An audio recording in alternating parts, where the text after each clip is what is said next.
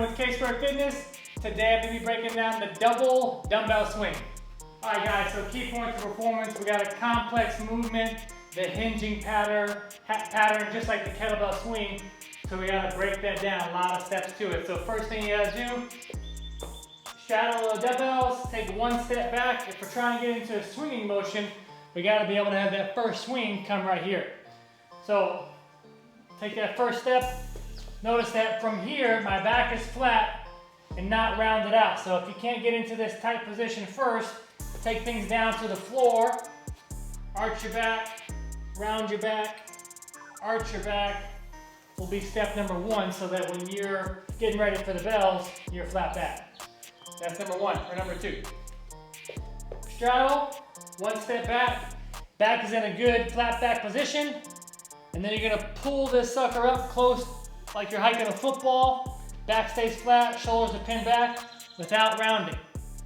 So we start to add movement, and that's when things get complicated. Nice and tight, pull it back, set it down. Pull it back, set it down.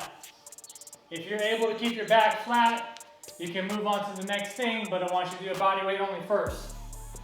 Straddle, one step back is flat, pretend like you hiked it back, and then act like you're gonna throw something forward. In this position to replicate tight glutes, tight core, just like you're doing a push-up, a plank, all that business. You're not raising it up here, so you're arching in the back. You're staying all locked and loaded.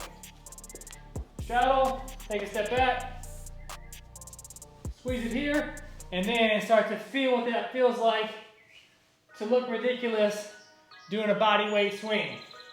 Land back right here with your back flat and you're good to go. If you're coming here and you're starting to get rounded, fix that first. Fix your body weight, then we can add the load. So here we go.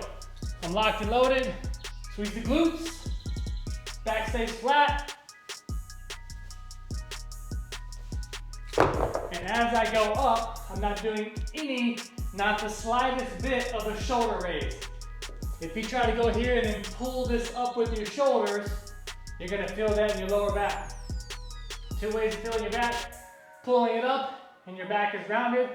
If you can stay tight, I'll just hold this with one finger just to show you that I'm not trying to actively raise it. That's how to do the double dumbbell swing. Get after it.